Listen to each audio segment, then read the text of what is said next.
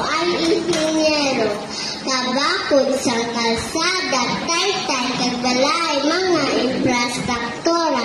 Akon kinasalit, engineering, hanmana. Isulat sa papel, agad hindi malipat ang akong ngalan.